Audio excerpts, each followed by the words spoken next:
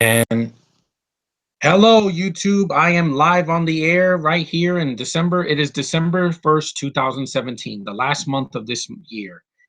And this is it, baby. This is my official live stream of the best, worst, and honorable mention films of 2017. Now, to clarify, there are going to be three things I'm going to say before I start my list. I'm going to start with the worst first to get it out of the way. One, Last Jedi will not be on this list, obviously. It has not come out in the US yet. It comes out in 2 weeks. I have no interest. I said, screw that movie. You want to see my thoughts on that movie? See my video I did a couple months ago. Reasons I'm skipping episode 8, The Last Failure. That movie is out. Second, these are all my opinions, not yours. This is my list. These are the films that I hated, I liked, and I loved this year in 2017. They're all opinion based. My opinion. If you're mad at it at the end of this, hey, write your own list, and haters are going to hate. And also, three, this is only going to be me by myself. I'm not going to have anybody join the live chat. I'm not going to have anyone here pop up. It's just going to be me alone giving my thoughts on the best films that I saw this year in the theater and at home and everywhere else. So now that we got that out of the way, let's get started with my epic list of. I'm only going to have five worst, a few honorable mentions, and 15 of my favorite films this year. And they were all released either in 2017, not 2016. Great. I need a nice bottle of water because this is going to be long. So bear with me. First, let's get to the worst of list. This is my five worst films that I suffered through, these pieces of shit movies that I don't ever want any of you guys to see because, believe me, I hated every single moment of these films. And I know my friend Sean, I'm going to mention him here. He's going to agree with me on some of these, and some of these other guys in my friend in the nerd pack also. But I wanted to do this alone to get all the stimuli out from this stream. So here we go. Number five is a movie, an unnecessary sequel. We did not need this. We did not want this. The fourth one was already painful enough. I hated this film. I saw this on my computer because I didn't want to pay for a ticket back in January because it's a piece of garbage. Underworld Blood Wars. Now, let me bear with me. I already was not a fan of this franchise from the beginning. I saw the first movie for 10 minutes. I shut it off. I skipped the second film. The only one I liked was the prequel, Underworld Rise of the Lycans. It's short. It has a great lead guy. It's got blood and gore. It's fast paced and it's not so dark.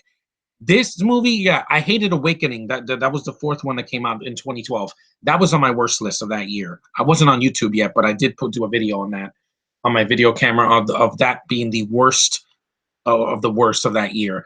Now this one is completely freaking pointless. First of all, my friend hated this film. He saw this last year because they had a stream. They had a early release of it online. But no, I saw this year, like after it was released in theater, so it counts. But this film is so freaking dark that doing this would be a better way of seeing the movie. I couldn't see a single thing that was going on. It's so poorly lit. It's so badly produced. The film has the camera when the actors' faces come, they're so pale, and it's not just makeup. It's also because these people don't know what they're doing. Every single thing that happens in this movie, I don't know what the hell is going on.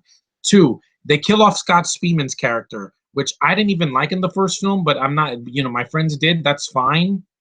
I have nothing against the actor.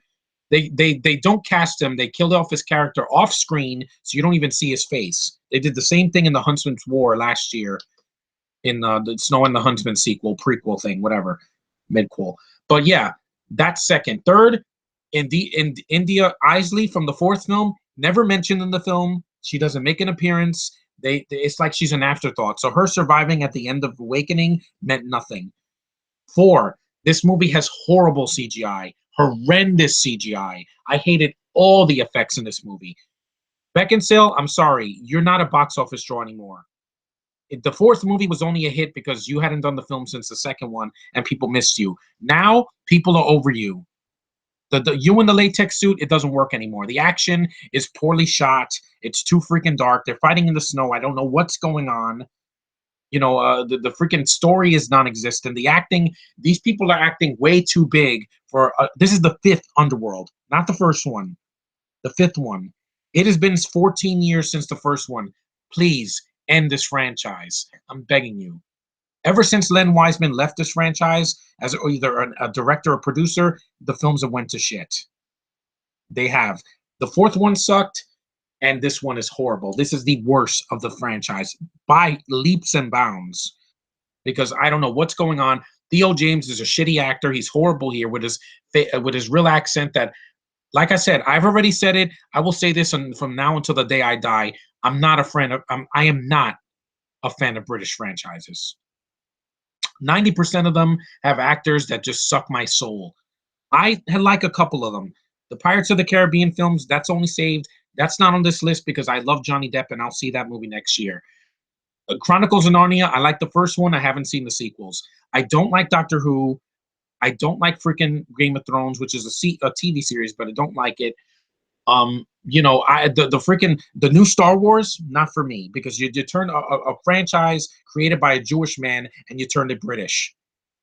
Yeah. I'm also not a fan of these Underworld films. I'm sorry. I like the prequel because it's fun.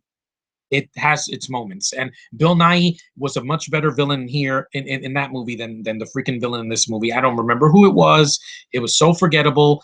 Fuck this movie and fuck all the Brits that were in this movie. Every single one of them. And no, I'm not a racist. Okay? I'm not a racist. Where people saying, "Oh, you're a racist douchebag that you just want everything American." Ryan Reynolds is Deadpool, and he's Canadian, and I have not a single problem with that. But when these people are like, "I can't kill you," they sound like they're freaking drunk. They are drunk. I promise you this: the hobo will not save your next two Star Wars movies. If this is a movie, if this is also an unnecessary sequel, just like that. That's an eighth movie. This is a fifth, and this was forced. It sucks. It's sold in Best Buy for $5.99 because it's shit. Even the cover with this girl with two guns. Yeah, the poster of this movie is better lit than the whole freaking movie. Fuck Blood Wars in the ass. I don't want to see any more of these British franchises. Just Kate Beckinsale, just retire, please. We're tired of you. We're tired. We were tired by the fourth movie and Contraband and Total Recall and all these other films. Just stop. Please stop it. And directors, stop bringing this franchise back. It's over.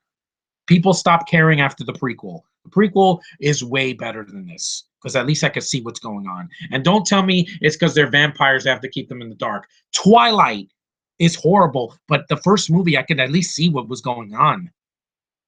It was too bright, but I could see it. It wasn't like this where the whole time I'm like, why is this movie so badly lit? It makes AVPR look watchable. But yeah, I've had enough of this movie. Fuck this movie. It's the worst of this year. My friend could vouch for me on that. Okay, now number four. This is more like it doesn't piss me off as much, but I still thought it was very forgettable. This is a Katherine Heigl movie from 2017 that came out in the beginning of this year. I didn't care for it. I was bored out of my mind. Unforgettable. Really? Unforgettable? It was forgettable. I don't remember a single thing that happens. I remember that Rosario Dawson is with this man, and Katherine Heigl used to be with him, and she wants to get back with him, and they want to kill each other. That's all I remember about this movie. It's so forgettable. It's so boring. It's so generic. This is a movie that would have been better on Lifetime, on the Lifetime channel or Hallmark, or even freaking even on El Rey. Anything on TV, even a Netflix movie, this would have worked better. At least it wouldn't have been in theaters. Why was this in theaters, Hollywood? Why? These trashy freaking thrillers that are not thrilling, they're boring. I'd rather see Obsessed with Beyonce kicking Ali Lauder's ass than seeing this again because it's so forgettable. I hated this movie. It was so boring. Everything about it just screams desperate. I mean, you have Cheryl Ladd from the Charlie's Angels TV show, like in seasons 2 and onward, and she does nothing. She's the grandmother. She's in 2 scenes, and there's a twist ending. Spoiler alert: that she's going to become the new evil character because Katherine Heigl dies at the end. That's the only satisfaction I got. The only satisfying thing in this movie is the end fight with Katherine Heigl and Rosario Dawson. This movie, I don't know why it got an R rating. It doesn't have any nudity in it. It has a couple of curse words, but I've heard worse in comedies. The film is just really generic and it's terrible. Why was this in theaters again? Why? I could see better content on the Disney Channel than this, and the Disney Channel sucks now. But whatever. Unforgettable. I hated every second of this movie. Every time that these people were on screen, I'm like, oh my god, I'm so bored. I'm so freaking bored. Why are you doing this to me? Let me get a pen. Yeah, I don't understand why this movie was even made. This could have easily been a movie released 10 years ago, and I would not have cared.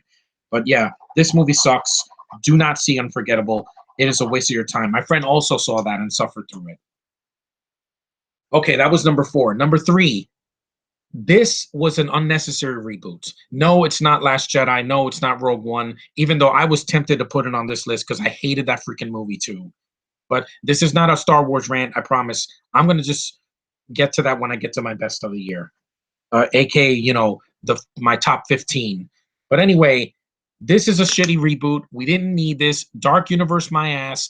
I didn't want this. No one wanted this. Obviously, it failed at the box office. My friend hated this movie. I give to Andy Signor one thing. I know he's gone from Screen Junkies, but he said one thing before he got fired from Screen Junkies that I agree.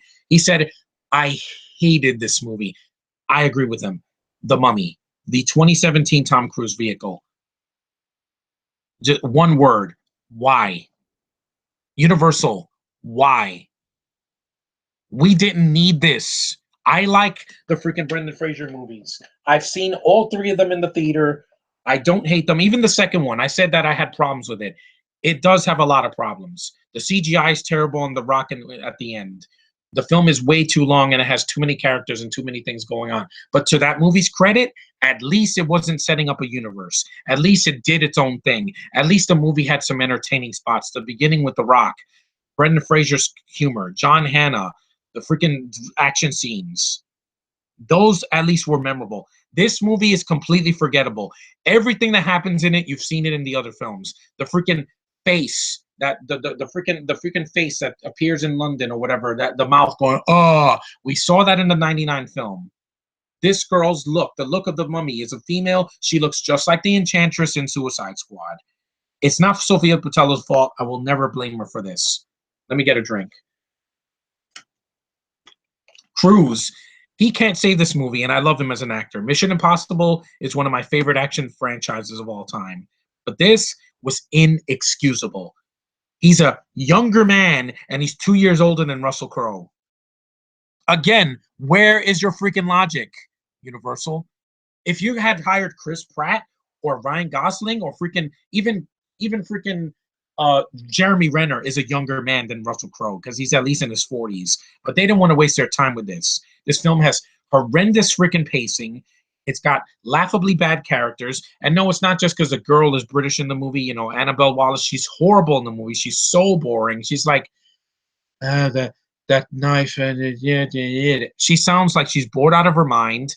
Sophia Boutella doesn't have much to do. This film doesn't know the tone it wants to be. It starts as a horror film where they mummify her and she kills a baby and her brother or whatever and her lover, and then all of a sudden it flashes to freaking Iraq and Tom Cruise and his friend Jake Johnson are running from terrorists. Yeah. What is the tone of this movie? What is it? I'm freaking confused. I'm sorry. This film is like 3 different films. It's an action film, a horror film, and an adventure movie, and it fails at all 3. Screw the director of this, the douche nozzle that ruined Spider-Man. Thank God that we have that movie. Because Kurtzman, you should never be allowed to direct ever again. Or write, or produce, or anything. You got lucky with the 2009 Star Trek movie because that movie had a kick-ass cast. Without it, I would have said screw that, just like the new Star Wars. But Kurtzman, just stop. You're not a good director, dude. You get a few decent shots here and there, but you can't direct these actors to save your life. Your writers are freaking assholes. Like Christopher McQuarrie, he's the only writer in this movie that knew what he was doing because he's an action writer. He did Jack Reacher 1, and he directed Mission Impossible 5. I love that movie. 6, I'm looking forward to next year because at least Cruise is going to work his ass off in that, and we got Rebecca Ferguson back, who should have played Rey in The Force Awakens. No, I'm not letting that go. But anyway, this movie sucks. Never see The Mummy 2017. Go see the 30s version with Boris Karloff. I believe he's in it as the Mummy. Or whatchamacallit. I think, yeah, he's in that one. But see that one. See the '99 remake from with Brendan Fraser. That's a fun movie. It's aged very well. Even see the sequels. Tomb of the Dragon Emperor is very flawed, but it's not almost 2 hours long, and it's entertaining. I love Brendan Fraser in that movie, even though as silly as it is, it knew its tone. It wasn't dark 1 minute, then it's a comedy, then it's a freaking action film, then it's setting up a universe, then it has this and that, and it drove me nuts. The plane scene is the only decent scene in the movie because it's like Inception, where they're moving the freaking thing around and they're going, and then of course he lets the parachute out and lets the girl out. Good, because this is not an SJW movie. Oh, it's so not. But this film is just so confusing. I don't know what's going on. There's a scene, literally, I've said this in the thing where Cruz is gonna hit the mummy with a stick, and she sure yukins him into the freaking sky, and he lands like a freaking cartoon character. What the hell was that? Did that happen in the Brendan Fraser movie? Did Emotep punch Brendan Fraser and he went through like 15 walls, like in Batman versus Superman? What the hell is wrong with you, movie? Movie was just garbage. I hated every second of this movie. Everything that happened in this movie was just a waste of my time and the audience that went to see this in the theater. Thank God that Wonder Woman blew this movie out of the water.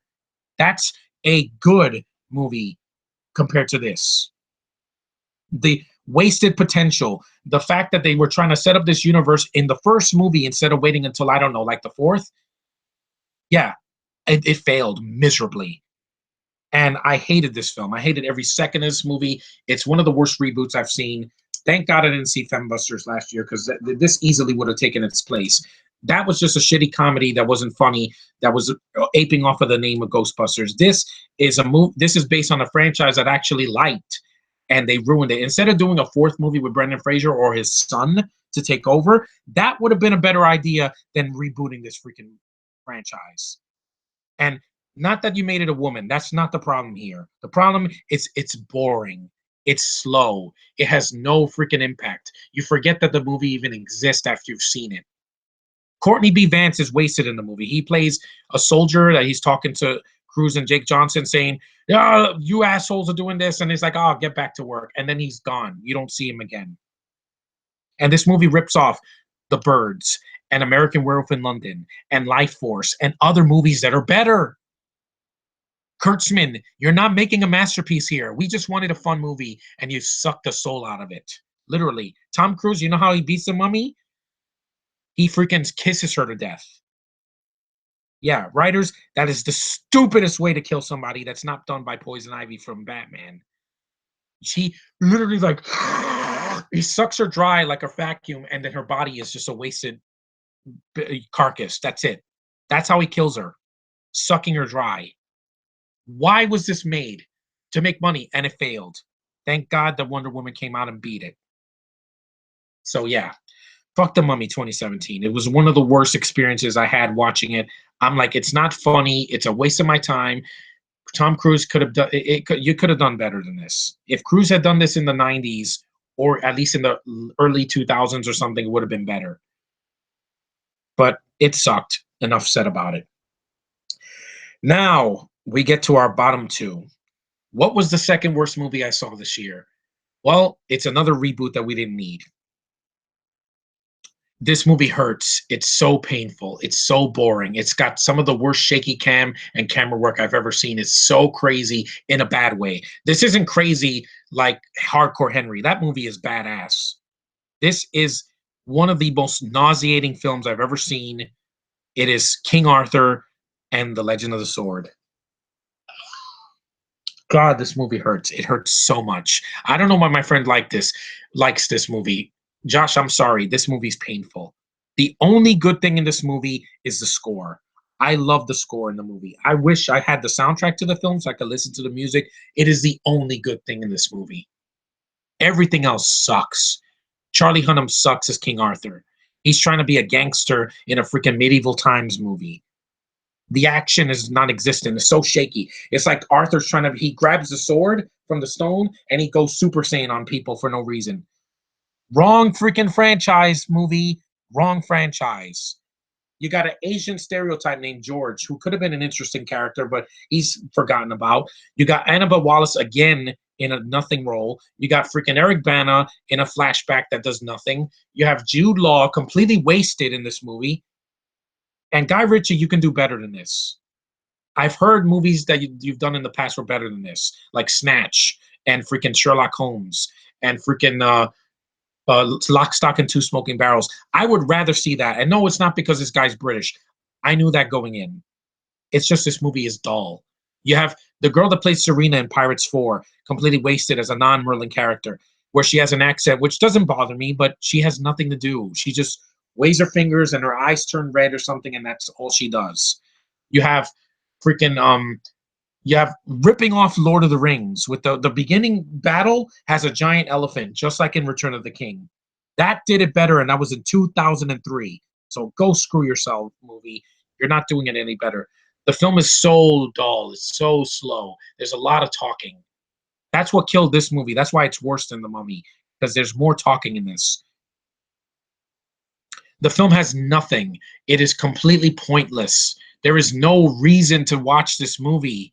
Go watch the Disney version, The Sword and the Stone. It's way better and way shorter. This movie felt like it was 2 hours, and it's painfully dull. And every time I watch the movie and he grabs a sword, that scene where he grabs a sword for the first time and it goes, great music. Love the music. That is the only thing in the movie that I love. The rest of it, they show this guy staring into space like this, and then you have a freaking pit bull's dogs, a pit bull dog, freaking his jowls moving like this. Did you take freaking cocaine before you did this movie? You must have, because this movie's crazy. It's crazy. The thing, he grabs a sword, then he goes, vroom, vroom, vroom, vroom, vroom, vroom. I'm like, when the hell did he become the Flash? That is not King Arthur. He doesn't have superpowers. I told you, I'm tired of these freaking fan fiction characters that you're creating now. I hated that in The Force Awakens. I hated that in this movie. I hated that in I Am Number 4 with the girl, number 6. I hated that. I hate when you turn a simple character into this fan fiction character. Male or female, it doesn't matter. If it's done wrong, I'm going to complain about it. And this was done all wrong. People say that Justice League is boring. See this movie and tell me which one is worse. Legend of the Sword. Legend of my asshole. That's what it is. I hated this film. It was so stupid. Everything about it just fails. Everything about it is just a clusterfuck. Everything that happens in the movie, I don't even remember. The table, the Knights of the Round Table appears at the very end of the movie, which is an insult to me as a fan of the King Arthur mythos. And yeah, it's totally a mess. It has nothing to do with the King Arthurs from the past. Like the 2004 movie, I heard that it sucked, but it can't be any worse than this. The Disney version is freaking phenomenal. It's got great animation, and King Arthur is a kid in that, so it's more relatable. Here, he is just not likable at all. And Charlie Hunnam is not trying at all. And I'm like, I'm tired of this. I'm like, you're making these franchises that are just going to be fed to better freaking movies, like that one right there, which I'll get to. Yeah, King Arthur came out a week after Guardians 2. It got murdered at the box office. And why did this movie cost over $100 million? I don't know where the money went. It went on the bad CGI. Those freaking squid women in the freaking water, and the giant elephant, and a giant rat, and a giant snake, and a giant bat, or whatever. I don't know. Yeah, I don't understand it. You don't know. You didn't even know what movie you wanted to make, Guy Ritchie. Just stop with this. Don't ever touch a fantasy film again. Please. Save us all the freaking headache. I don't understand it. Why was this even made? Why?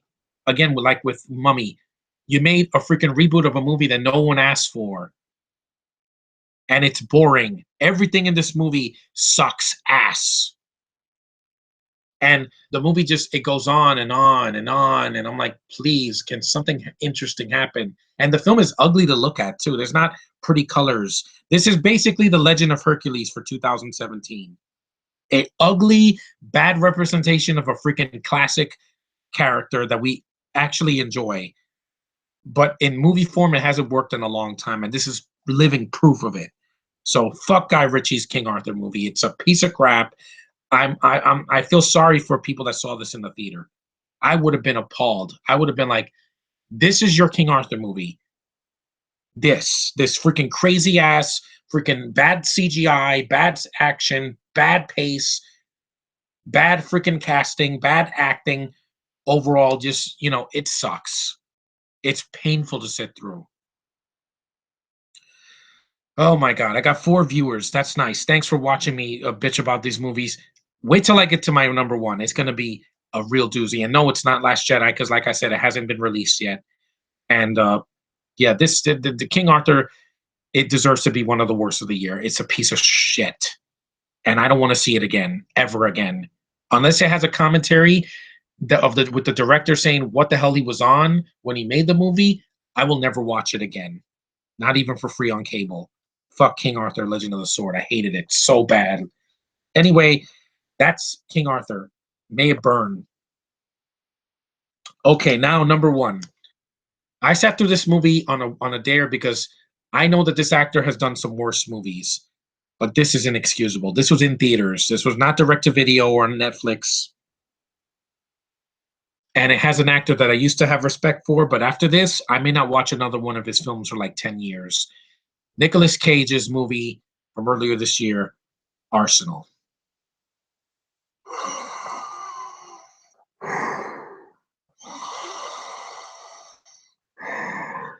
Now, let me get this straight. You release a Nicolas Cage movie in the beginning of this year with a name called Arsenal, and he does nothing in this movie. He's basically a sideshow to other actors in this movie. Like, I think Adrian Grenier is in the film, and John Cusack, and a bunch of other people, and you waste every single one of them for this boring, uneventful, freaking dull, freaking bad music. There's bad music in this movie. There's like this epic choir singing in a violent scene, and it takes you out of it because it's way too big for the scene. And they steal from Zack Snyder. You think that Justice League and Wonder Woman had too much slow-mo? Or Batman v Superman? See this movie. I dare you. I freaking double dare you. Arsenal has some of the worst action I've ever seen in my life. The slow-mo doesn't work. The freaking bullet time doesn't work. The freaking shooting, it doesn't work. There's one scene that made me laugh. That's the only reason this is not the worst movie of all time. There's one scene where Nicolas Cage is so over the top and he gives a finger to this guy and he karate chops him like he's Bruce Lee. That was funny, but everything else in the movie is uneventful. Cage's performance cannot save this movie. It's horrible, horrible filmmaking. It's cheap. It's boring. It's got no freaking action. It's got no freaking good action sequences. It doesn't have any comedy because it's not a comedy. And yeah, you've never heard of this movie? Yeah, it's the worst film I've seen all year. Just on the production alone, it's cheap and boring and badly acted, bad editing, horrible slow-mo, a soundtrack that doesn't fit in this movie because it's so violent and R-rated, and it's just, she's like, she was 17, and it's like, Hoo-yah! And I'm like, this movie hurts. Guys, Nerd Pack, never see this movie. If you want to rip with it with a couple of your friends and just want to throw things at the screen and watch Nicolas Cage give a horrible performance with a bad mustache and a freaking nose, a fake nose, this is the movie for you. This should be ripped on Mystery Science Theater. That's how horrible this movie is. It got like a 3 point something on IMDb. It's horrible. It's freaking putrid. It's one of the worst films that have come out in this decade. This is worse than The Fifth Wave, easily, because at least that movie had a budget. This doesn't. And I don't remember the plot. I don't remember the freaking storyline. I don't remember the dialogue besides she's 17 and the fuck you and the karate chop. That's all I remember. God, this movie is horrible. It just pains me that these actors get paid these millions of dollars to pump out a piece of crap like this. Screw the director, screw the writers, screw the freaking cast, because this is a waste of their talent. Every single one of them. It is a waste of potential. This could have been one of those underground guilty pleasures. It's not. It's painful. It's it's unbearable to watch. And I watched it because I'm like, I have to see a shitty movie. What's going to be a bad movie that's not going to be 3 hours like Transformers? Okay, Arsenal with Nicolas Cage. Let's see it. It's about 90 something minutes. It's not very long, but my God, it hurts. Oh, man. I'm having chest pain just thinking about it. But hey, that's my worst of the year. Screw all these movies. I'm done with them. I don't ever have to talk about them again. They're some of the worst films I've ever seen. They're not fun to watch unless you got a bunch of friends and you could throw things at the screen and make fun of it. Other than that, these movies can suck it all the way. Now, I do have a dishonorable mention. I did not hate this movie, but I didn't like it either. I didn't want to review this film because I know I'm going to get hate for it. Masterpiece. I'm sorry. I prefer the original version. 2017 Beauty and the Beast. Now, hear me out. Before you start going into my comment section when this is uploaded onto YouTube and saying that you're wrong, this movie was amazing, there were some good things in this movie from keeping it from being in my worst of the year. Evermore. That is the only song in this movie I loved. Dan Stevens' performance as Beast in that one scene is amazing. Emma Watson, decent actress, not a singer. I'll get to that. The film has a budget. It looks good. Bill Condon is a good director. Like, some of the cinematography is actually well done. And some of the effects are okay at best. And the film does have some of the moments from the film, from the 91 film, that I do enjoy. Just some of the music, basically. The din, din, din, din. But what pissed me off in this movie the most is that it's the same freaking story as this. It's the same story, Sean. The same freaking story. They didn't take any liberties with this. This is one of the greatest Disney movies ever made. Whether you've grown up with this movie or not, I did. And I love this freaking movie. It's only 92 minutes long. This one is 2 hours and 9 minutes.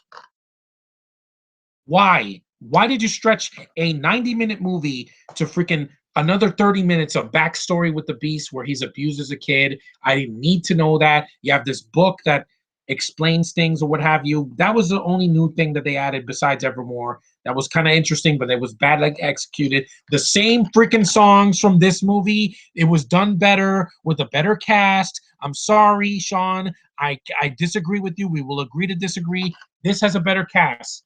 Paige O'Hara is Belle. Emma Watson is not Belle to me. She looks the part, but she can't sing.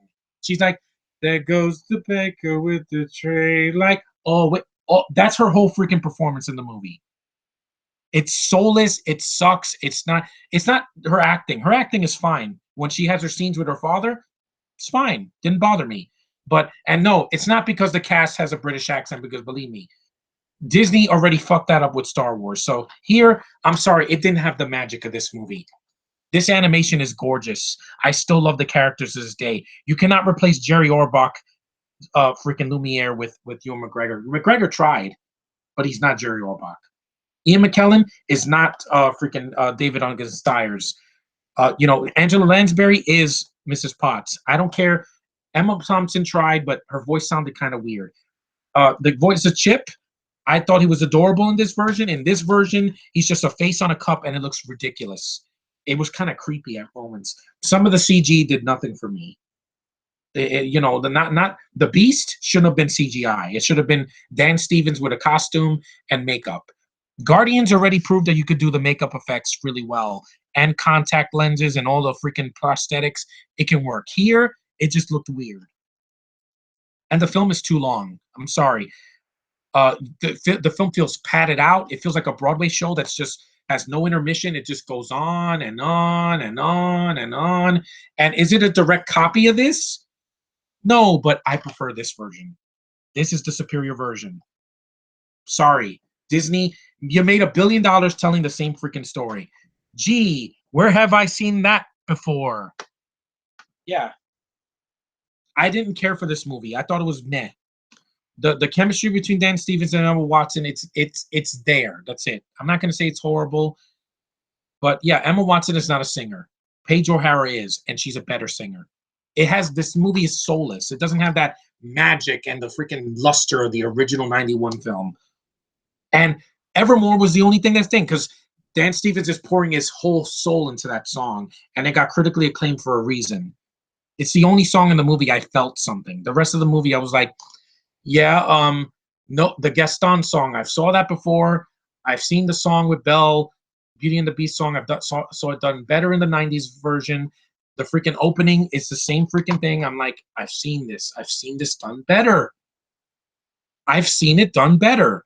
It's not the worst film of this year because, like I said, some of the production is done well, and I love Evermore. It's a great song, and Dan Stevens is trying, even though at sometimes when he's yelling, he's trying to sound like Robbie Benson in this freaking movie, and it doesn't work. This movie is a classic. This will be forgotten in 10 years, I guarantee you. Sorry. Come at me with your pitchforks. I don't care. I didn't care for the Beauty and the Beast remake. If you did something different, like the '80s version did, or the TV show from the '80s, or even the '46 original, that's where it's at compared to this. Yeah, at least that version isn't 2 hours. It's in French, I know, but it has practical effects. It's in black and white. There's no singing in it. This just felt padded out and just way too long. And Gay LeFou, screw you for that freaking agenda, Disney. You turned Josh Gad into Josh Glad, where he's like feminine and he's like, oh baby, oh my god, it's Gay Olaf for 2 hours. Luke Evans as Gaston. He looks the part. He sings well. I'm gonna give him credit for that. But I'm like, the way he dies is so pussified. In the original, in this version, he stabs Beast right on the side. He's bleeding in a kid's movie, and then he knocks him off and he falls. He goes, ah! You feel that. Here, he shoots him with like an arrow, and then he like the freaking bridge crumbles and he falls again, but it doesn't have that same impact. This did. It's not just because it's 26 years old. I saw this when I was a kid. I saw this in the theater in 2012 when they re-released it, and I cried. The scene where she sees her father in the freaking mirror, and it made me cry in the theater. And I've seen that scene 100 times. This one, it didn't have the same impact. I'm sorry, Disney. I'm done with your live action remakes because you're just doing the same thing and making it worse. You did that with Jungle Book and Cinderella and this movie and Maleficent. I'm tired. I'm tired of your freaking just redoing the same movie. You're gonna do that with Last Jedi. It's gonna be Empire Strikes Back with the twist that you see coming a mile away. Jurassic World. It's Jurassic Park with a bigger budget, and it's boring and bad CGI. This is just this, but with a longer running time and with the same actors doing the same freaking thing. It wasn't because it's British. It's not because of that. It's because it's the same thing. It's the same story. But I digress. I didn't care for this movie, but people that like it, my sister loves it. That's fine. She's a fan of this franchise. There hadn't been a movie since the '90s with the animated Belle's Magical World and the Christmas movie. I'd rather see the Christmas movie than this because it's a lot shorter and it's not the same freaking story with the wolves and everything. I knew exactly what was going to happen, beat for beat, because I seen the freaking '90s film. I saw the Broadway show. I've seen the shows from in Disney World. I've seen it already, Disney. Stop giving us the same movie. Enough said. Well, that's a dishonorable mention because, like I said, it has some good in it. But my God, is it too long? It's the same running time as Pirates 5, yet it has nothing new to offer except for that awesome freaking song Evermore, which I listen to on my phone every single month because it's beautiful. It's got heart and soul. The rest of the movie didn't for me. I'm sorry, Sean. You can own it. You can jerk off to this movie. It's fine. I don't care. That's your prerogative. It's your kind of a movie. That's fine. It's not for me. Anyway, that's enough of that. Now let's get to the honorable mentions. I'm sorry if I offended you, Sean. I don't mean any disrespect because you're like a brother to me. But anyway, let's get to the honorable mentions. Then we're gonna get to the best of, which I've been waiting to say since the summer. These are no in particular order because I'm just gonna say briefly what I liked about them. First, I put Lego Marvel Guardians of the Galaxy Thanos Threat. This is an animated short that came out this year. Very funny, very cute. Love the characters. The voice actors are from the cartoon. I love that cartoon, by the way. I know it's not as good as the movies, but still. Nice effort from Marvel. Pretty funny. The ending made me laugh loud. Where he's like, BLT? I thought that was big laser thingy. I'm like, okay, that was fun. That was cute. Thanks, Marvel, for that. You gave me something nice to look at, this year at the end of this year because it's been a very rough year for me. Anyway, that's one of my honorable mentions. Next, Monster Trucks. This is the first film that bombed this year. Was it horrible? No, it was decent. I like the creatures. I thought they were cute. I like the lead guy. What's his name? He was in X-Men First Class, and he's MacGyver on that new TV show. I think his name is Lucas Till. I like him. Jane Levy, beautiful girl. I have no problems with her. She's a breath of fresh air after the damage that they did with the Disney did with that with casting the freaking chicks. They have to always go to the UK. Yeah, they didn't do that here, and it's not horrible for a kids movie. It could have been a lot worse. Had some nice moments, some decent stunt work, and it went at a fast pace. So not the worst movie ever. Next, Escape from Limoncello's Library. This is a Nickelodeon movie that aired about 2 months ago. I thought it was fun. I like the cast of kids. They were very talented. They made me laugh. Brianna Eid, I like her expression. She's like, "Oh wow!" It's basically Willy Wonka in a library instead of a chocolate factory. Really cute. The guy that played Limoncello didn't care for him, but the kids were good in the movie. I liked them. I thought they were very cute, and they acted well with each other. They had good chemistry. It's very cute. If you have kids, this is definitely one for them. Had a lot of good, interesting ideas in it too. So that deserves an honorable mention. Next, we have yes, laugh at me all you want, guys. I love this franchise. I know it's stupid, but it's my kind of stupid that I like. Sharknado 5: Global Swarming.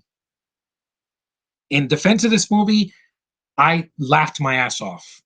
I have been watching these films since 2013. They're my kind of movies. Crazy sharks just squishing people and eating them alive and just going all over the place. It makes me laugh. It's got a better cast than Rogue One. You got a guy named Finn, winkety wink wink, Finn Shepard, played by Ian Ziering. He is great in this franchise. I love him as this character with the badass chainsaw.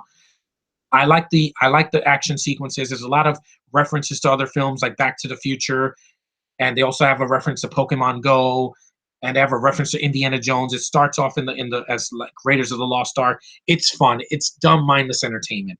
That's why I like these movies. They're not masterpieces. They're not classics. They never will be. But there's a reason that they trend on Twitter because people like to see a disaster movie with a crazy premise that works, and it worked for me. Sue me. I didn't like the ending though. The ending kept me from putting it in my top 15. That's the only reason I didn't like it because the second half of the film gets kind of dark. But other than that, a lot of fun. My mom and I watched it and we laughed our asses off. So there. And last but not least, we have Death Race 2050. Oh man, this is see, Guy Ritchie. This is how you do a movie the right way with craziness, humor, pretty colors, and just a bunch of gore and violence that just is over the top. I love the lead guy. He's badass. He plays Deathstroke in the Arrow TV show. The lead girl, very sexy, no problem. The action sequences are crazy, and it's kind of a remake of Death Race 2000, but it's with a bigger budget. It's just balls to the wall crazy. People are yelling at each other. They're getting massacred. It's just insane. It's a lot of fun. Just get some popcorn, shut your brain off, get a drink, and watch the movie, and you're going to have a good time. I can't guarantee it because it depends on your taste. My taste, I love B movies. This was a breath of fresh air. And I'm glad I got to see it on Sci Fi Channel. They did cut some of the curse words, but I know what they said, and I get the gist. I'm like, I get it. This movie's crazy, but it's done in a tongue-in-cheek kind of a way, and it's my kind of a movie. So those are the honorable mentions. I might have more when I do this with my friends because I still need to see Kong Skull Island, but that will probably be an honorable mention if I do see it. Now we get to my favorite movies of the year. There are going to be some controversial picks here, but I don't care. This is my stream. I want to give it a go. I want to make sure that I give every single ounce of my energy in this list. Now, number 15. This is a film that bombed. I know a lot of people hated it. I know they were expecting this to be amazing. I didn't hate it. I'm sorry. Ghost in the Shell. Yeah, come at me with your pitchforks again. I loved Scarlett Johansson as the what you call it the lead character, the major. I thought she kicked ass in the movie. That's all I wanted to see. Did it top the anime? No, the anime is far superior. But as a live action movie with some of the same beats, I think if this movie was R and they casted an Asian actress, it would not have gotten the flack that it did. Sorry, that's how I feel. But Scarlett Johansson, I love seeing her on the big screen. I love her voice. I love the monotoneness. I love the look of the movie. The visuals are really good, and it's got a budget. It doesn't. It's not 2 hours long, so it was not a long endeavor to get through. I like some of the action, even though it's PG-13. The suit looks cool. Yeah, they explain too much compared to the anime, but let's face it. If you want to see the anime's there. I love the anime. I even like the spin-off anime that they did of Ghost in the Shell. I like this franchise. I like the premise that there's a ghost inside of this android body that does things and gets like freaking eyes. They can feel things like a spider sense inside of their brain. Is cool. I like the premise. And the guy that was had the nod. He looked just like the guy in the anime. There's some things in the anime in the live action version that translated well. The look of the film and the overall story. Yeah, it's not a classic. This movie won't be. I'll probably own it one day. But I didn't hate it. I know everybody else did. My friend Tevya said he hated it. It's fine. The anime is better. I admit that on camera right here in front of all you guys. But it's not the worst movie. It's at 15 because it's not a great movie. It's just a eye candy movie. I liked the look of the film. I liked Scarlett. Enough said. I think the film it's bearable compared to some of the films I've endured this year. Okay, next is a film done by Pixar. No, it's not Coco. I refuse to watch that. It's their first outing this year that I actually liked. I think is the best of the three. Cars 3. Pixar did a good job with the Cars franchise. I didn't like the first one. It's just way too long and kind of boring. The second one was decent. It was a step up. This one I liked. I thought it was well done. Lightning McQueen was the focus again, just like in the first one. The new yellow car, Cruz, I thought she was cute. She wasn't the greatest actress, but I liked her anyway. I like the visuals. The what happens to Lightning McQueen. That he crashes. It actually has some emotional depth to it, which is rare in a Pixar movie that's not called Toy Story or Finding Nemo or Dory. Choose your pick. But Cars 3, I like the animation. It flowed well. It was like an hour and 40 minutes. It didn't feel that long. I got a few laughs. So, hey, I would see this over Transformers last night any day. It's shorter. I like the characters. Mater's not annoying in this one. They bring back characters from the first two films. The race scenes are cool. And it's a good film for kids. So I'm not going to say, oh, God, this movie sucked. It's the worst of the I've ever seen. No, it's not even the worst Pixar movie I've seen. And I like the film for what it is. It's fine. It's not the worst thing ever, but it does have flaws. The villain is, is there. He's not really that much of a threat. And I think Jackson Steele, whatever his name is, the voice actor was fine. It's Army Hammer, and it doesn't have Paul Newman like in the first one, which brought more emotion to that movie. Just because Paul Newman is great in almost everything he's in. But at number 14, it's fine. I don't hate the film. It's a good animated movie. I would see it any day over The Nut Job 2 or like Rock Dog or whatever the hell that came out this year. Just really painful animated films that are just pandering to kids or My Little Pony the movie. Yeah, fuck that. I'm not going to see that. But I like this movie, and I would own it on Blu-ray because it'll look great on HCTV. Fun little family film, not offensive. So there you go. Next is another animated movie. This is another third movie that I enjoyed. I know my friend said, "Oh, the only good thing was that the villain sounded like Stan's father, Randy Marsh from South Park." That's true, but when he was a kid, he sounded like Cartman for some reason to me. And that is Despicable Me 3. Yes, I love the Minions. They crack me up. Everything they say and do just makes me laugh hysterically. It makes me feel like a kid again. The scene where they're singing made me laugh. It's like American Idol, and they're singing, and it made me smile. The animation is a lot of fun. It's very colorful. The cast is great. I love Kristen Wiig's voice. I can listen to that woman say anything because she's got the sexiest feminine voice I've ever heard in my life. Just other than Scarlett Johansson and Natalie Portman, I'm like, this woman gives them a run for their money when it comes to her vocal performance. Because I'm like, my God, that's what a real woman sounds like. I love the kids in the movie. You know, Miranda Cosgrove comes back as Margot. Edith is cute in the film. You know, they've recasted the voice of Agnes, but she doesn't sound any different than the original voice actress. I love the soundtrack, the '80s soundtrack. I'm bad and all that. I love the soundtrack in the movie. The villain is awesome. I've been a bad boy. Love the villain with the mustache and his Michael Jackson moves. Love the suit. Love the animation. Just he's a fun character. I can listen to. This is the first thing that Trey Parker has done that's for kids, and it's funny. And I like the characters. I've always loved the Minions. I never hated them.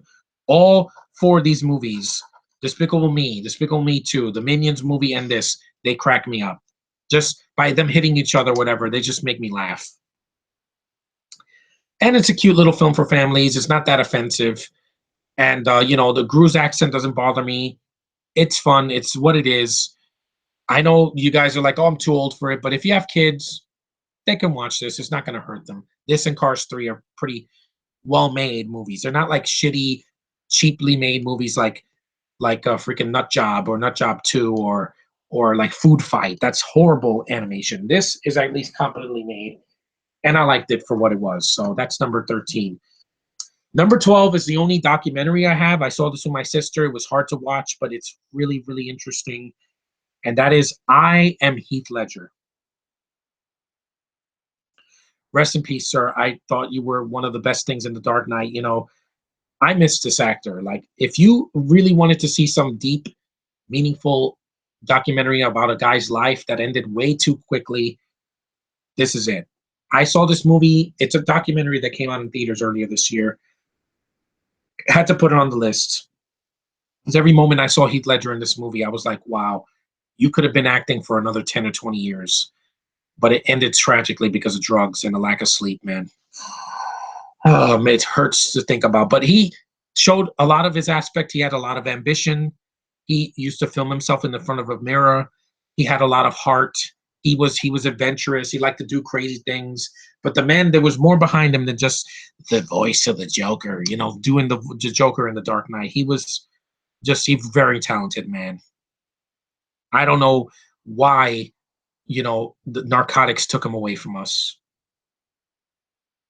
I'm so glad though that he never had to do The Force Awakens or Rogue One because he would have been wasted in that.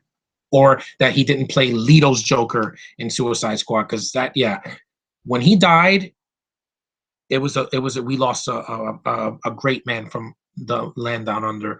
He was one of the few Australian actors that would just, you know, don't let the face fool you. That man had a lot in those eyes. He had a lot of talent.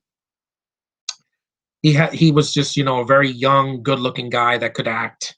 You know, he showed emotion in his eyes. You could see in this documentary that he wasn't a horrible person. He was flawed, he was human, but he wasn't a bad person. He didn't sexually assault someone like the idiots do now. He was young and vibrant, and he could have, you know, he could have done greater things with his career. He could have won 3 Oscars. But rest in peace, Heath Ledger. I'm glad I saw this documentary. I miss you.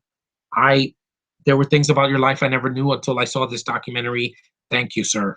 Thanks for giving us so much in such a short time. And you know, if you want to see something emotional from him after his death, this is it. This is a great documentary, one of the best of the year. Okay, now on a lesser sad note, now we get to my number 11. It's a anime I loved since I was an older kid. I love the games. I love the TV show. And this is basically a compilation of the TV show and everything in the games and the pilot of the series. Pokemon the movie, Pikachu, I Choose You. Yes, this was in theaters for a limited run, so it counts. What can I say about Pokemon? I've loved this franchise for a long time. This movie was just it was a fan service movie, but done the right way. Not like this way. But anyway, the story was basically the first 15 minutes of the movie is the pilot of the show. Ash sleeps and he's dreaming about starting his journey as a Pokemon trainer. And then he gets Pikachu because he misses chance to get Squirtle, Charmander, and Bulbasaur, yada, yada, yada. He sees the Spearow. They attack him. Pikachu saves him. They see Ho, and then the movie continues from there. They have the freaking theme song. It has a lot of nostalgic value to me, done the right way without being a 2 hour mess.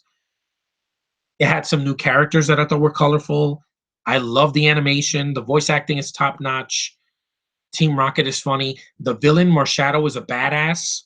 It's a black Pokemon with red eyes that just can like hide in the shadows and control people's emotions. It's freaking awesome. This I'm glad this was in theaters. It deserved to be in theaters. It's a well-made movie, and I would love to own this on DVD because I love the franchise. I've loved it since I was a kid, and it was a good movie. It was well made. It's basically a compilation. It's not an original story, but it tries with what it's given, and it put a hell of an effort for like this isn't even the first Pokemon movie in theaters. There were many before this, but it hit a lot of chords with me, and I liked the film a lot. So, cheers to you, Nintendo, for giving us a great Pokemon movie this year. A really good one. I would say a good one. It wasn't the greatest movie, but I still enjoyed it for what it is. Now we get to the top 10. There are going to be a lot of controversy here. Nothing criminal, but I'm going to tell you this right now. Number 10, this movie, a lot of people hated it. Some of my friends were mixed on it, which is fine because I knew it. Yes, this movie could have been better. Yes, it shouldn't have been tampered with by the studio. Yes, I wish I could see Zack Snyder's original version. You guys know what it is. I don't have the Blu-ray, but I'm going to get it next year. I don't care if this movie has 15 cuts. I liked what I saw. Fuck you to every hater of this movie that said this movie was horrible. Yes, that includes you jackasses that wear glasses. No, not you, Josh. You know who you are. You know exactly who you are.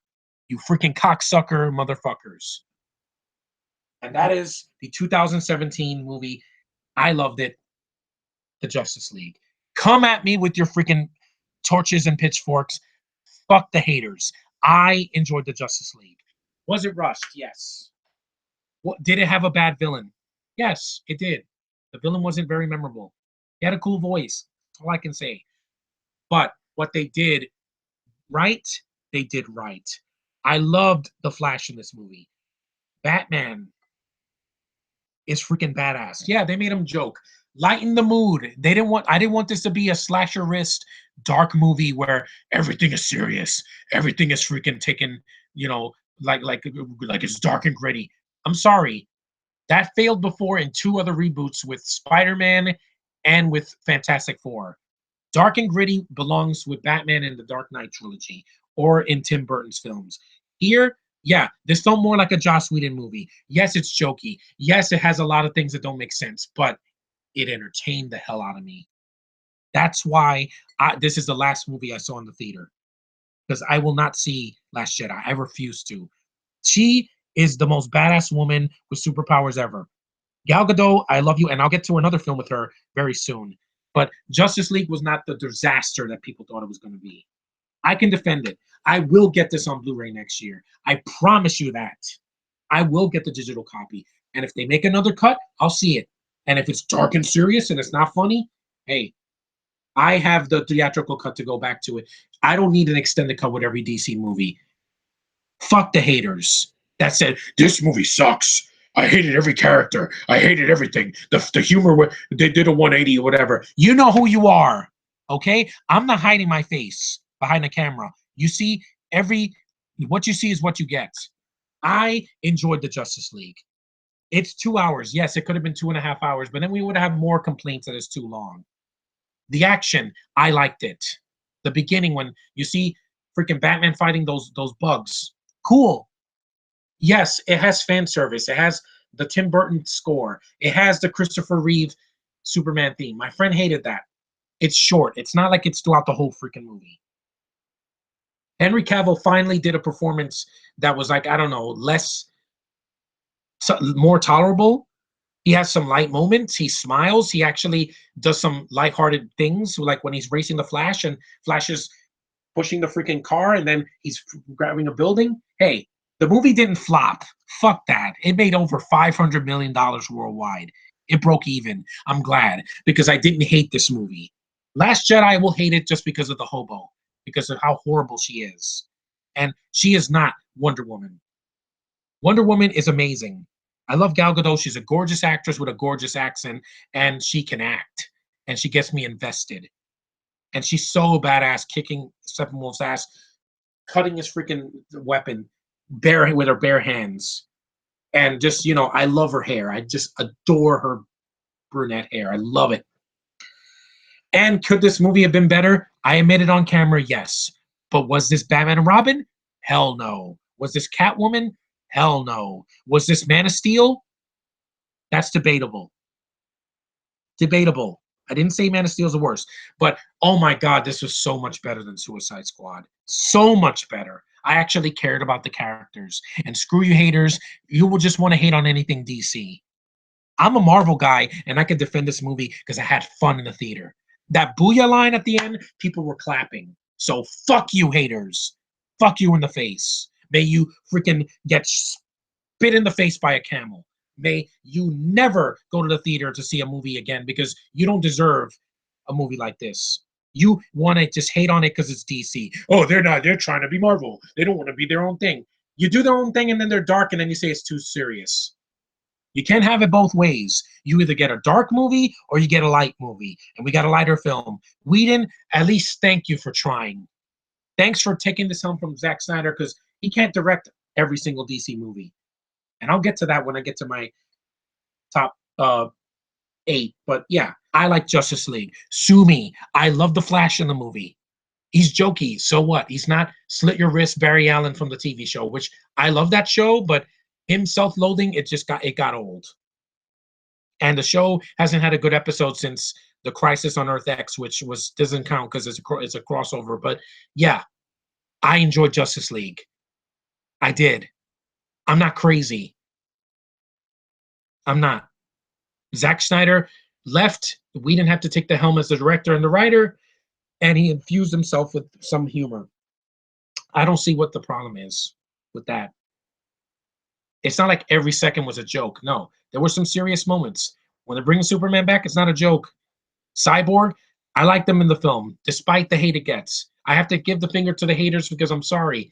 This is not the worst DC movie of all time. It's not. If you hate the DCU, fine. Go back to your freaking perfect world of DC back in the 80s and the 90s, which weren't perfect either. Remember Superman 4? Huh? Remember Batman and Robin? Huh? Remember those? Those are way worse. Those were horribly acted and horribly written and horribly freaking effects-wise. And those were a joke. This movie's not a joke.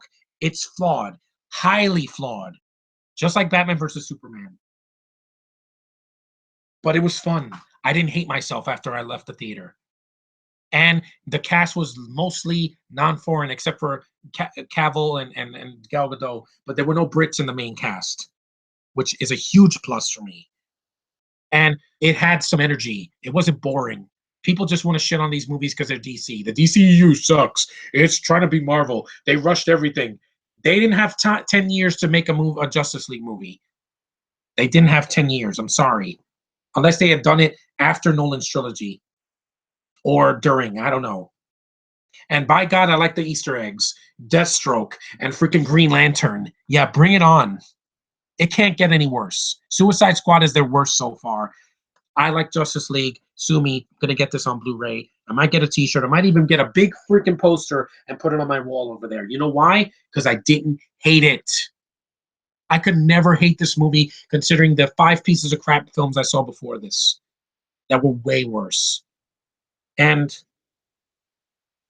DC, you tried your best.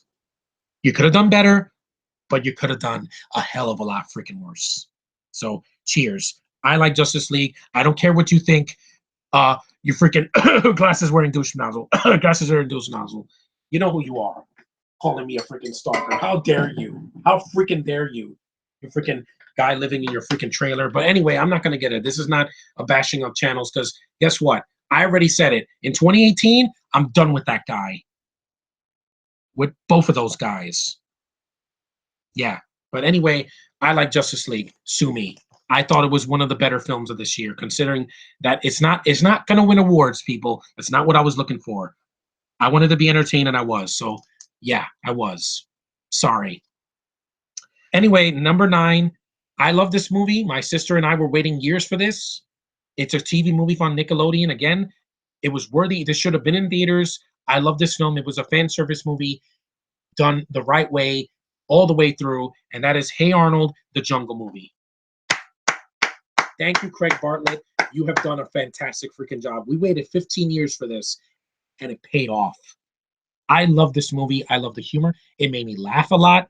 The fan service and nods to the show made me smile. The ending is one of the most emotionally gripping scenes I've ever seen in an animated movie that wasn't done by Disney.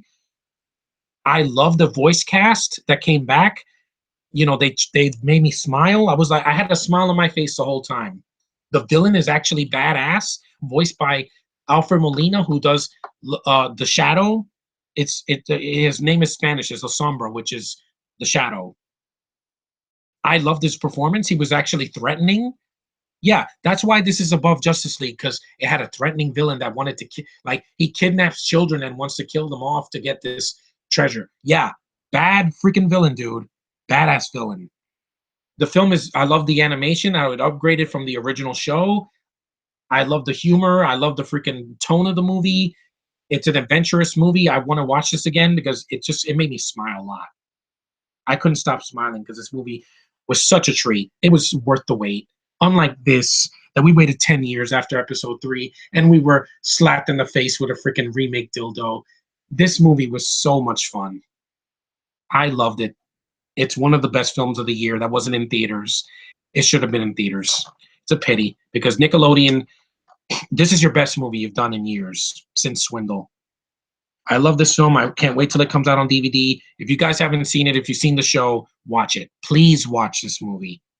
I loved every second of it. And it's not in my top 5 only because there were other films that made me more emotionally invested. But now, number 8. This badass DC character can make the hobo eat her ass. You know why? Because she has powers that freaking worked. And this was a movie that I was like, please don't let this be an SJW movie. Please, Patty Jenkins, don't let this be an SJW movie. I don't want to suffer through superpower fan fiction version of this character. But no, it came like a beacon of light. It was the best of the DCEU movies. It surpassed my expectations. Yes, it has a shitty ending, but I'll get to that. And it is the 2017 live action Wonder Woman. Badass movie. Yes, my friend Josh loves this movie, deservingly so. Gal proved herself. Shitty accent, my ass. She is one of the most gorgeous women I've ever seen. Badass Israeli chick kicking ass in the 1912s or whatever, in World War One. Love the no man's land scene where she's twirling and she has the crown and she's about to kick ass. I'm like, that's a great freaking scene. The film looks fantastic. The tone, the humor worked in the movie. Chris Pine saying, "I'm a spy," and talking about procreation on the boat and all that. And I'm like, yes. I'm a man and I saw this movie. The only thing that wasn't needed is that screening for only women. That was just dumb. That was a dumb controversy. Hold on, I'm gonna be right back. I'm gonna get my list.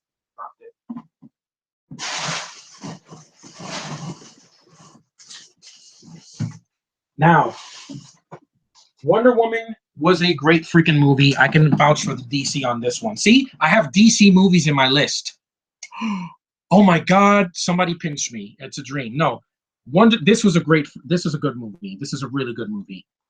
What I didn't like was the freaking video game fight at the end with Ares. That was just off-putting. It took me out of the ending. It kind of took my emotions away, and I was like, we know she's gonna beat him and he's gonna disappear, and Steve dying. I kind of knew that was gonna happen. But was this movie worth getting on Blu-ray? Hell yeah, it was. My sister got it. I got it for her. But I really enjoyed this movie. They showed her origin story when she's a little girl. She's adorable as a teenager, and then she turns into this gorgeous, gorgeous woman. Wonder Woman is a triumph. Yes, it is. Yes, it is. And to those of you who said it was boring, yeah, that's all I got to say to you. What a surprise for this movie. The biggest summer movie of 2017. Rightfully so. DC needed this after Suicide Squad was a shitty rainbow-colored mess, and Batman v Superman divided people in the winter of last year. Winter early spring. You get it. And DC hasn't owned the summer since The Dark Knight, so this was a welcome surprise. It was good. I left the theater saying, "This is awesome." I clapped when it was over, and it wasn't just the women; it was me in the theater going, "Nice job, DC. You did a good movie." And Josh, I can understand why you love this movie. Gal kicked ass in this movie. She did. It wasn't just her acting; really brought the freaking movie to full swing. And the film should have had a commentary. I don't know why it doesn't have it. Patty Jenkins did a great job directing her. She got her emotional core. There's emotional moments where she's crying and when she's pissed at these guys that they're doing nothing. It was one of the best films of this year for a reason, and worthy of the box office that it made, the good critical reception, the fan, the reaction to the film saying it was awesome. It's one of the best DC movies ever. I'm like, it's a good one. It really is, and I enjoyed it. Just not the ending. That's all. The end fight. That's about it. Everything else worked. The side characters worked. The women in the movie were fighting, legs kicking in slow motion. Not going to complain about it as long as they're nice to look at and they're shaved. Yeah. But Wonder Woman was really good. And thank God that this movie got made. See, a female driven movie that isn't boring, that's not preachy, that's not bashing men like Fembusters. Yeah, this wasn't that. This was fun. This was lighthearted. Had some dark moments when she sees people suffering, but it's not that for 2 hours. And the movie was 2 hours and 21 minutes. I didn't feel that at all, except at the end. But Wonder Woman, you knocked it out of the park. I'm glad I own you. You're a great freaking movie. You stood on your own. You didn't have to connect to the other movies. And my mom loves the TV show, and this is a nice welcome addition. And thanks, Gal. I kiss you. May your career be as prosperous as this movie. L'chaim, to life. That's Hebrew for to life, because you deserve it. You beautiful, beautiful Jewish woman. You can't wait for Hanukkah. Gonna see at least one movie with her. Beautiful woman. Everything she's in, I'm just like, yes, you were made with beautiful hands. Let me tell you. And Keeping Up with the Joneses, her cameo in Night and Day and Date Night, and even Batman versus Superman. I'm like, you're just a gorgeous woman. I love looking at you. I love hearing you. I love seeing you be tough, and I buy it. I buy it wholesale. And this movie is living proof of it. It's her crowning achievement in her career. Okay, now enough about Wonder Woman. I loved it, but it's not my top 5. Now, number 7 is a Marvel movie. Yeah, we're going to get to that now. And this is a third movie that I loved. It made me laugh. I love the character. I think it's a step up from the second movie, which I don't hate. Thor Ragnarok. Yes. Love this freaking movie. It was so awesome. When he goes Super Saiyan those 2 times with thunders in his eyes, it's like, I was like, manpower, baby. That's how you do it. The freaking director, I don't hate this guy just because he was in Green Lantern. He did the voice of the rock monster here. He sounded like Taron Egerton. He was funny. He had a nice charm to it. Jeff Goldblum, he made me laugh a couple times. He wasn't as wasted as in Independence Day 2. I like the visuals are fantastic. Tessa Thompson was a badass chick as Valkyrie, and once again, no SJW agendas allowed. She was like a beard, a booze drinking freaking badass with an accent, but didn't bother me. Tom Hiddleston, always great to see him. The Hulk had the fight scene with him and Thor, badass. His enthusiasm was like, yes, that was me in the theater, and I clapped at the end of this movie. So what? I don't care if people were staring at me. I loved every second of the movie. There were some flaws. The second post credit scene is it's okay, but the film as a whole was very entertaining, and I couldn't be happier that this movie was made. We finally got a third Thor movie. Yes, it didn't have Natalie Portman. It didn't have Kat Dennings. It didn't have Lady Sif, played by what's her face, Jamie Alexander. But there's a reason why, because in the second movie she almost got killed doing it. So here, I'm fine with her not being here. They didn't explain it, but hey, I can live with it. Hela, Kate Blanchett was a badass villain. I loved her look. She actually kills people, so she's a threat. She's basically what Steppenwolf should have been. and her acting was fantastic. She does the same accent she did in Lord of the Rings, which is always nice. Carl Urban was fine in the movie. Was I didn't recognize him. I'm like, that's Carl Urban, but he's fine. He has his moments, and the film was very epic. I thought it was very entertaining. I laughed. It made a lot of money. I'm glad it did, and can't wait for it to come out next year. It leads up to Infinity War, which is going to be epic. And Thor, love Chris Hemsworth. I love Chris Hemsworth as this character. He nails it. He is my Thor. He has that manly voice that I love in every single movie he's in. In every single movie he plays Thor, Avengers, Avengers 2, Thor Dark World, and this movie. Even his cameo in Doctor Strange. Yes, sorry, Josh. I liked that movie. I really did. And this movie, I enjoyed it. I was not disappointed. So thank you, Marvel, for at least your last movie in the theater was a fun one. Okay, now number 6. Another Marvel movie. Yeah, this is going to be pretty repetitive, but hey, this movie was awesome. Yeah, but there were some flaws, and I'll get to that. And that is the 2017 March finale for Hugh Jackman, Logan. Hell yes, this movie was freaking phenomenal. I didn't care for the Spanish girl. I liked her when she was slicing people up. That's fine. She should have been a mute character from the beginning, just to save us the trouble of our ears bleeding.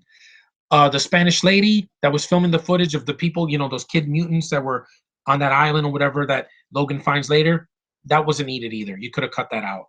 But the action, oh my God, did they learn their lesson from the Wolverine and X-Men Origins? Oh my God. When Logan is just putting freaking claws through people's heads and cutting them off and slicing them like this and that and this and that, I was like, that's what I wanted to see. You know what movie you can thank for that? Deadpool. Because it proved you can make a good R-rated action movie. Yeah, there you go. Because they've already done that with Blade and The Punisher, and now and then Deadpool, and now Logan. It was a simple story, very well acted by Hugh Jackman and Patrick Stewart. F bombs like crazy, so it's not for kids. Thank God. I liked his furry face. And even though I want to eventually see a Wolverine that's short and has the mask, the yellow and black, this is a nice send off for Hugh Jackman, because at least when he died, I felt something. Unlike in other movies where people die for no freaking reason. But again, will I own this movie on Blu-ray? Hell yes. There's a reason my friends love this movie. It's a phenomenally made freaking X-Men movie, standalone.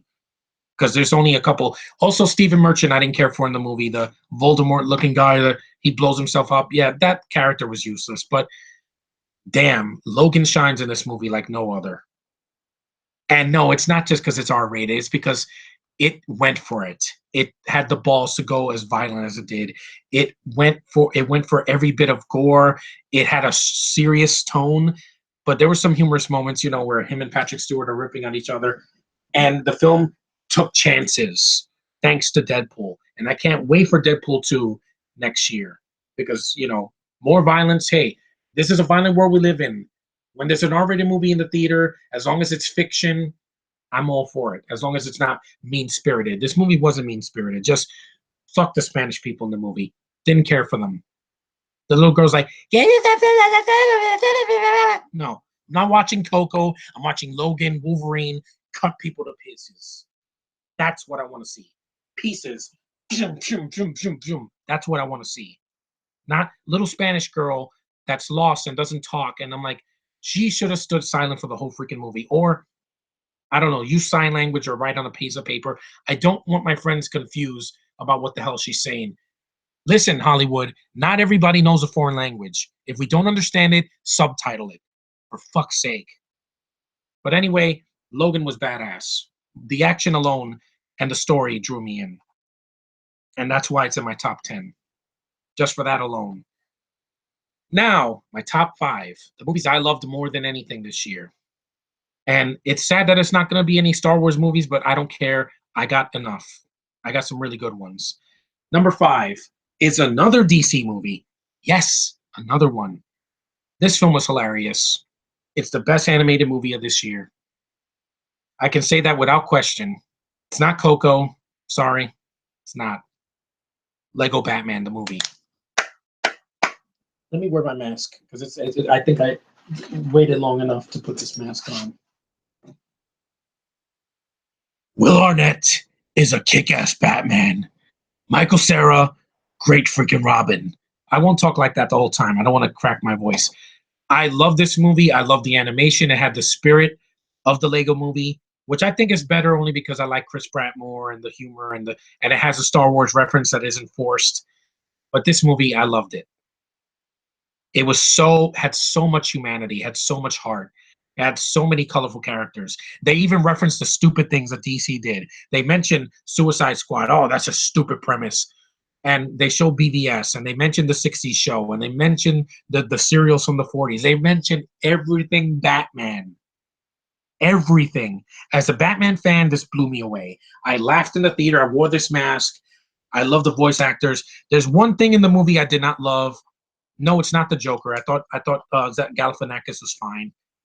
Barbara Gordon didn't care about this character at all. Batgirl is only at the end of the movie. She should have been in it more. This Barbara is basically a feminazi. She's like, no, Mr. Wayne, we got this, Batman, we got this covered. Let a woman take over. I'm like, no, fuck you, Barbara Gordon in this movie. I don't like the way they interpreted her. I don't blame Rosario Dawson. I blame the freaking producers or the writers that decided to put that agenda in the movie. Also, I didn't like the line Iron Man sucks. I love Iron Man. Sorry. But everything else was fantastic. Voice cast, the rest of the voice cast. Ray Fiennes is a fine addition as Alfred. They had references to Lord of the Rings and Harry Potter and Gremlins and freaking, other movies. It was great. I laughed. It's one of the funniest movies I've seen all year. And it's not a ha ha ha fart joke freaking R-rated comedy. And it's great for kids. It shows the importance of family and keeping your promises and being there for the people that care about you. And it's a freaking Batman movie. See, DC can make good movies. Fuck you haters. Yeah, I can say that without question. Lego Batman just did everything right, except for Barbara Gordon. That's the only thing I didn't care for. But good Joker. I don't need you, Joker. Memorable line. And the Joker's face when he's disappointed, he's like, I love it. I will get this on Blu-ray because it's worthy of my time. Right there with the Lego movie. They made a spin-off that worked. Who would have thunk it? Anyway, loved Lego Batman. My friend says it's his favorite movie of the year. I'm not going to argue with that. It's a great freaking movie. There's a reason it's in my top 5. It's been in my top 5 since February. Whoops, excuse me. Sorry about that. But damn, that movie was awesome. And like I said, fuck the haters. DC doesn't make garbage every year. You know who makes garbage every year? The Disney Channel. Mostly they make a lot of garbage every year. I don't have a single movie of theirs in my list. But anyway, enough about that. Lego Batman kicked so much ass this year. It was so worth it. Next, number 4. Wow, this movie, it's a great freaking sequel. I wish I had bought it on Black Friday. I loved how frenetic it was. Keanu Reeves is still the badass that he was in The Matrix. And that is John Wick, Chapter 2. This movie was so freaking full of testosterone. I loved it. I loved all the freaking action. I loved how this character is just so hardcore that he can find any way to kill you. He can shoot you from the head. He can shoot you from the side. He can flip you over. He can knock you into a freaking car. This guy is awesome. And hintity hint, Lucasfilm, he doesn't have any superpowers. Yeah, John Wick Chapter 2 was just freaking awesome. I loved how R-rated it was. I loved that it had a ton of gore. It didn't shy away from the violence. It was badass. It was just as good as the first one. Granted, the first one's better, but this was a worthy sequel. It really was. It had some weird moments where this Italian chick is like slitting her wrists and she's bathed in blood. That was kind of off-putting, but the action was where it's at, dude. And Keanu he cares about being in this movie. And it was badass. and everything in the movie just screamed manpower, baby. And it was so entertaining to watch. I sacrificed missing Kong Skull Island in the theater to see this. It was well worth my time. It was empty in the theater, but I had a great time. I couldn't have asked for a better sequel to John Wick. It lived up to the hype. Lawrence Fishburne and him sharing, can someone give this guy a gun? Awesome line. It was a nice Matrix reunion. And if you have not seen the sequel, what are you waiting for? Don't waste your time with Last Jedi. Just see this movie instead. This is how you do a sequel right. Oh man, I can't believe that John Wick 2. Yeah, and it made a lot of money. It came out in February, the same time as Lego Batman, and what a surprise. It was freaking awesome. And I'm glad I saw it instead of 50 Shades Darker, because would never wasting my time with that. Badass manpower is all you have to know about John Wick Chapter 2. Loved it. It was freaking worth my time. Now, number 3. This is a controversial pick. I know this film bombed. I know people didn't understand it. I know people misinterpreted this movie as a action film. It's not. And that is Blade Runner 2049. Hell yeah. Loved every second of this movie. This is one of the most visually, beautifully, masterfully made movies I've seen all year. I love the visuals. I love the special effects. I love the spaceships. I love the freaking, the holographic girls that are naked because it's R-rated. It doesn't shy away. I love the ideas in this movie. This film actually is intelligent. Hintity hint hint. It's intelligent. It has Harrison Ford in a role where he doesn't die. His acting is great. The fight scene he has with Ryan Gosling, which is very short, it's a bunch of punching. He's giving it his all. Ryan Gosling is very engaging in the movie. And the film is intelligent. It's smart. It's not a stupid Transformers movie. It's very long, but I was engaged the whole time. I'm like, wow, it's its own freaking movie. It's not a remake of the first one. And like I said, the ideas, the girls in the movie, Mackenzie Davis, beautiful. She plays a hooker with like different hair. She's beautiful. Love looking at her. The girl that plays the holographic girl that Ryan Gosling is in love with. She's cute. She looks like Mia Kirshner and Miley Cyrus with dark hair and is Spanish, but she actually speaks English, even with an accent. Very cute. The villain, let's face it, you're not going to replace Rutger Hauer. He is phenomenal in the first movie, where he's bleeding and he's talking in the rain. That's just one of the most chilling speeches ever. It's not for everyone. This movie, my friend Sean will probably fall asleep because it's a thinking person's movie. Like Interstellar, like Inception, like the first Blade Runner. You got to use your brain for this movie. You got to take it all in. You got to invest in the world. You have to look at every detail. This is masterfully made. Villeneuve, sir, I'm glad you took this away from Ridley Scott because he made a shitty movie this year called Alien Covenant, which I didn't even bother with because I was not going to be fooled by that. This was fantastic, dude. Fan-freaking-tastic. It should have made $1 billion instead of Rogue One. Yeah. And Last Jedi, you're not going to be more intriguing than this. You're not going to have good ideas when you're stealing from something superior. Yeah. But anyway, Blade Runner 2049 was freaking fantastic. I loved every second of this movie. The villain, I wasn't threatened by her, but I said, well, you're kind of attractive. You're from the Netherlands, like Rutger Hauer was in the original. At least it's not England. Hey, could have suffered a lot more if it was Felicity Jones. I would have been like, no, just burn already. But no. And the ending is hopeful. It's not a slap in the face, which is good. But anyway, I love the Blade Runner 2049. Just a surprise. It should have made the money that it did. And Rogue One, because those movies have been already done. Just saying. But anyway, it kicked ass. It was a great, intriguing, beautifully made, masterfully done sci-fi movie that I will get next year on Blu-ray as well. A lot of these films I don't have on Blu-ray, I will get them in the new year. I can almost assure you of that. Okay, and enough about Blade Runner 2049 because, I reviewed it already. I thought it was amazing. What a treat in the theater to see this in non-3D and great lead actor, beautiful visuals, great storytelling.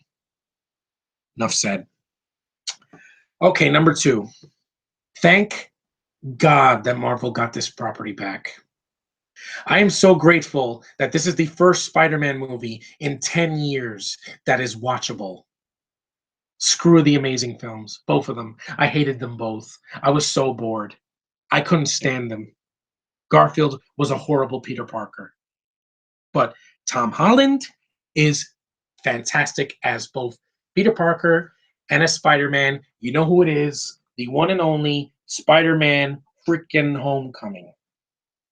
And just like I said with Justice League, screw the haters that thought this movie was mediocre, that it couldn't live up to their high standards.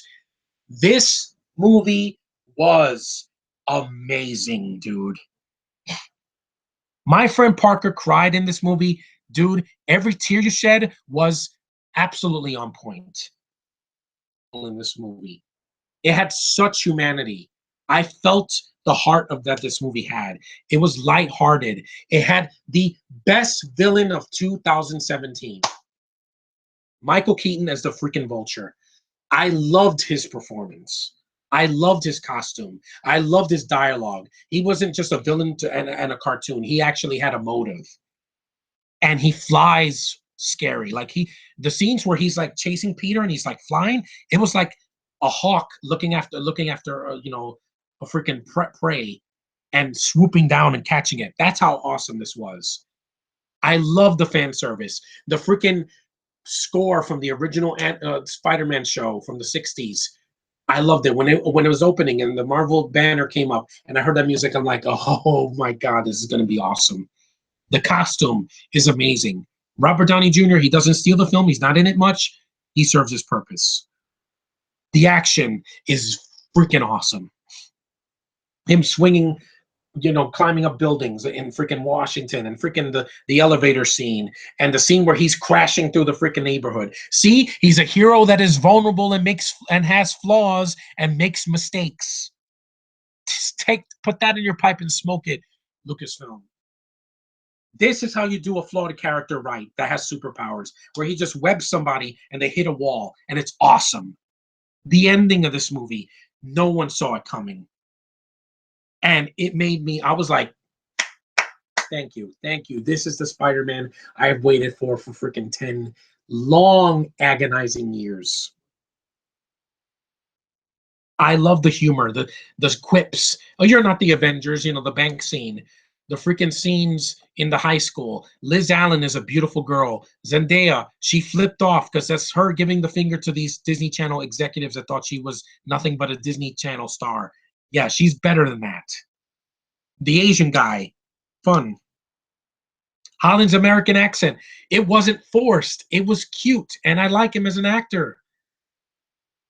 And the scene where the rubble falls on him and he's getting up, I'm like, yes, I'm cheering for you because I care about you so much. I do. If that happened to the hobo in Last Jedi, I would be good. Burn. I hope your face gets messed up. Here, loved Holland as Spider-Man. This is the Spider-Man I wanted to see since the second one, since Spider-Man 2 in 2004. And it paid off. I loved every second of this movie. Every second of it. Hi Pedro, and the fact that he's a father. And I said in the theater, what a twist, and people were laughing. People laughed so much in this movie. The voice of his suit, which is Jennifer Connelly, hey, she's better here than in freaking the Hulk. Yeah. And the film is colorful, and the scene, this guy's like, hey, you're Spider-Man, do a flip. And when he flipped, I was like, you got me, movie. You got me.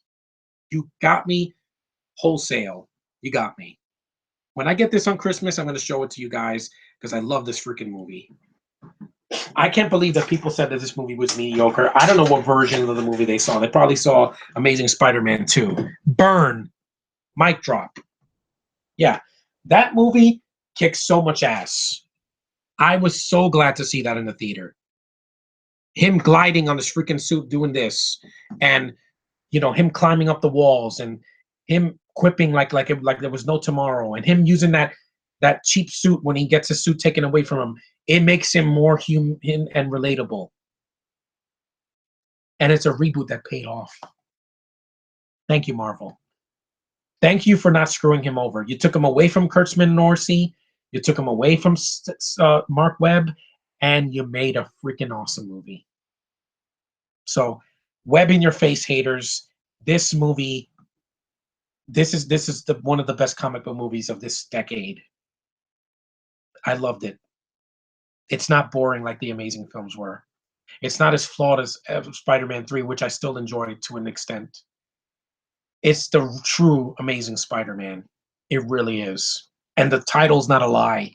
There is a homecoming dance that he misses because of Vulture. And that threat, when Michael Keaton's like, if you mess with my family, I will come after you. I'm like, give him an Oscar again. Give him another Oscar nomination. The man has played Batman, Beetlejuice, Birdman, and now the Flying Man Vulture, dude. This movie is the reason I love going to the movies because it made me laugh. It made me smile. It brought back that inner child that was lost after the Amazing films shit the bed. Once they did Civil War and I saw him, I'm like, he was one of the best things in it. And then he gets his own movie. Major payoff. That's not something I'm going to spit at when something works. And this freaking worked. And I got to take a picture with a kid in my college that wore that costume. I'm like, I love your outfit, dude. It was awesome. I love the homecoming, this homecoming movie so much. It was a homecoming for the character. Welcome back to the MC. Welcome back to Marvel, Spider-Man. Cheers.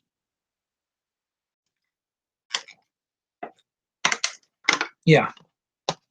So that was my second favorite movie. Now, gee, I wonder what my favorite movie of the year is.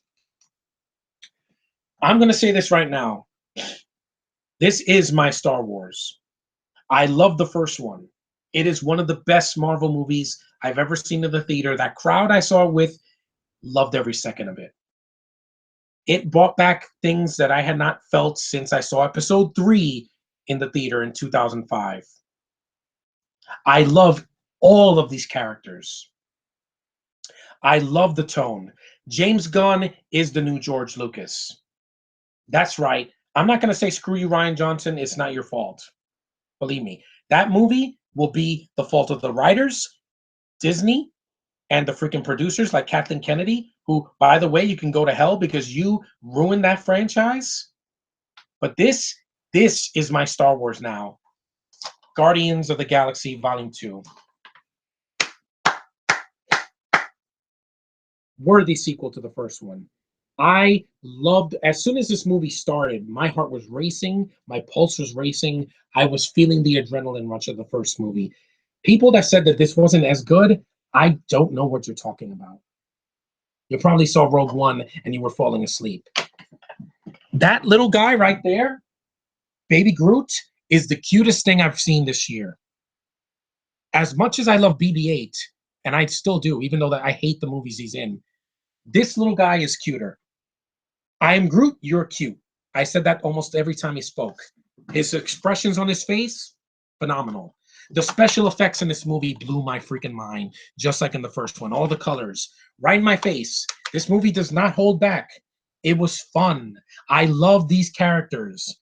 An all-American cast right here, these 5 people right here, kicked ass in the movie. Kurt Russell, great freaking villain. Yeah, granted, his motivation, my friend's like, oh, they shouldn't have made him the villain. Well, I saw the cartoon and I knew Ego was a villain. So I'm like, Kurt Russell's playing Ego, he's the villain. They use the Force in this movie, Last Jedi. They use the Force. Let me repeat that. They use the Force in this movie. The scene where Quill and his father are throwing this ball of energy. What do you think that is? The Force. It's an energy field created by all living things, like Obi-Wan said in the original. They use the Force. And I was like, yes, thank you, Marvel. Thank you for realizing the movie that I wanted to see. Thank you for giving me a new Star Wars. It's in space. There's a character named Star-Lord. His father is evil, like Darth freaking Vader. Wait, I don't have a picture of Darth Vader, but actually I do, right here. Yeah. He says, hey, Peter, I'm your father. There you go. What else do you need for a Star Wars movie? This. Kick-ass soundtrack. Yes, the soundtrack in the first movie is way better, but I love the soundtrack here. Brandy, the freaking, wham bam shang-a-lang. I like to listen to that music and just bang on the copies, the DVD, Blu-ray copies of Rogue One and Episode 7, because those are insulting to me. This was not insulting. Mantis, absolutely adorable. I wanted to just caress her just so badly because she's so adorable. The makeup is phenomenal. The special effects, the scene where that's my freaking father, that thing, when he's like, "Roar," it looked just like in the original Ghostbusters. I'm like, that's what I wanted to see in Fembusters. Good effects, good freaking characters, not fart jokes, not freaking feminism, not shooting a ghost in the junk. No, this. I love this freaking movie. I love every second of this movie. And it was longer than the first movie. 2 hours and 36 minutes. Almost the same running time of your precious episode 7. And this is way better. It's not a remake of the first film. It takes chances. It does a different storyline. There were 2 scenes in this movie that made me emotional, besides everything else. The scene where Drax is like, Rocket, where's Quill? Rocket! And I'm like, I felt that. And these are fictional characters. And the scene at the end where Nebula and her sister Gamora are hugging. I felt that. I was like, oh my God, I'm gonna tear up now. I'm like, this isn't real, but these characters, I feel what they're going to. Yondu's death was not for nothing. He dies like a badass, saving Peter from Ego's planet and sacrificing himself. Chris Pratt's acting is phenomenal. I will never say that with John Boyega. I will never say that with Daisy Ridley. I will never say that with freaking whoever the hell's playing Han next year. I don't care. I'm not gonna blame him. It's just that's not my Star Wars anymore. This is. And the original trilogy. Thank you, Marvel, for making the real successor to Star Wars. A movie that has fun with itself. It's not trying to top the first one. It wants to be its own thing. This was a massive hit. It deserved every penny it made. It was one of the most fun movies I've had the pleasure of watching in the theater. It was the most fun. I saw it twice in the theater, people. It makes me smile. It's a crazy sci-fi action comedy that just made me laugh my ass off. Like Taserface and freaking gold-faced Paris Hilton. Yeah, all of that. Sylvester Stallone giving a shit and giving a good performance. A cast of colorful alien characters. Yeah, I don't need a new Star Wars. I got one right here. I don't need to wait 2 weeks for your pandering SJW bullshit, Disney, because this did it better. 11 out of 10. I love this movie. The only flaw is that the soundtrack isn't as good as the first one. So what? They had the spirit of the first one. Summer Nights, love that song. Brandy, great way to open the movie. And it had heart, which is what you're missing in these new Star Wars movies, in Disney Wars. Excuse me. I'm not going to call this a Star Wars. That's a Disney Wars.